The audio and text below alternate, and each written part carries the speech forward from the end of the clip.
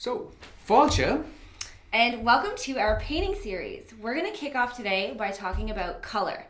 Yes, and any discussion about colour pretty much has to start with a discussion of the colour wheel. So, I did a colour wheel earlier on, so let's take a quick look at that and let's chat about the colour wheel. All right. So here we are, and so basically any discussion with the colour wheel, we start with the primaries. So red, yellow, blue. Just do a section well spaced out on the outer rim of your colour wheel. And why make one of these? Why don't you buy one from Curry's? They're like a couple bucks. That's a good question, and they are quite useful, those, but they are, keep in mind that they're made with printer's ink, they're not made with pigments, and more specifically, they're not made with your pigments.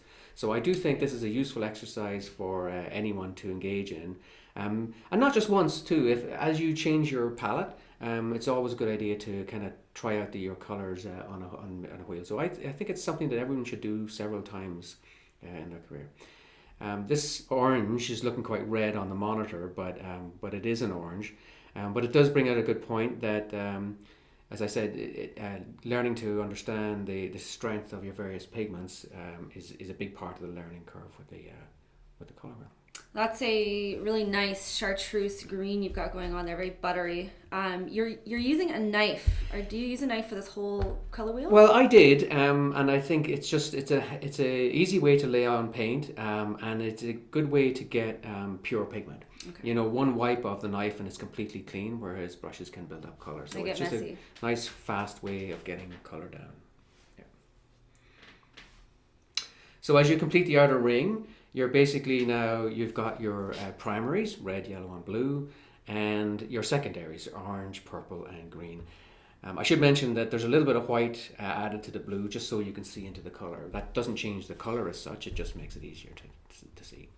So once you have your outer ring completed, then you move into your tertiary colours. Yes, and tertiary just means 3, basically. That's right.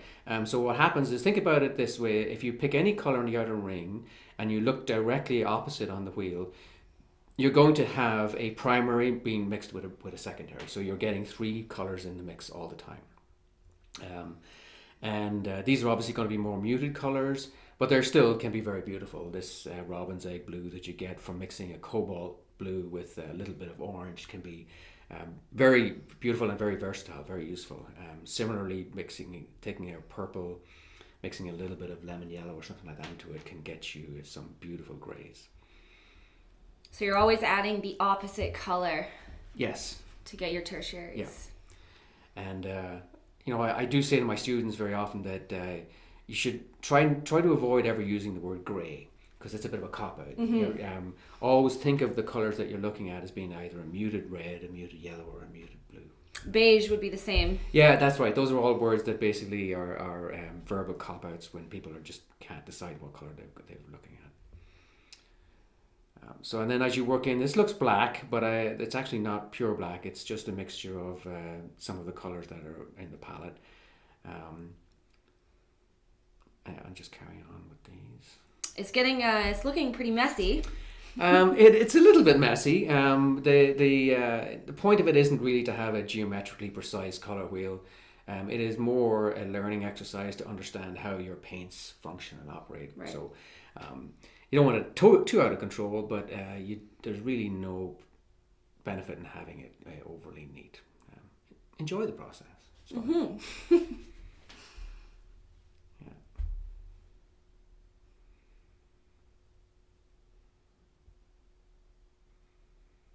Getting a bit red in there. It's a bit too red, yeah. So I will take some green and just push it back up to correct that. So there you have one messy McKeown colour wheel.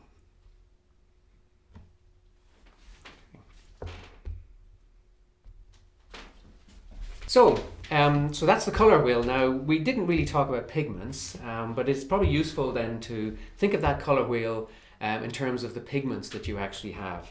I'm not sure how clear these are on the screen, but I did mention cadmium red, and all around this section, in my palette at least, and I think probably in yours as well, we're using mainly cadmium. So cadmium red, cadmium orange, cadmium yellow, and then as you move down into these ones, you're getting the cooler colours.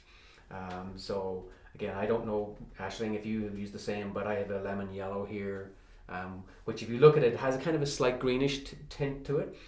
Moving into the colors like Viridian, Talos, these are really strong staining colors. And then moving up into Cobalt Blue, which is a beautiful color, but it's weak. When you're mixing, it can die on you really quickly. Ultramarine is a warmer blue. People sometimes say, well, how do you mean warm blue? Blue's a cold color, but for a blue, it's warm because it's moving into the purples. Comparatively, especially with Cobalt and Talo, Then your dioxazine purples here. If you could afford it, your cobalt purple would be here, but it's a really expensive paint. Alizarin crimson up here, and that completes the circle.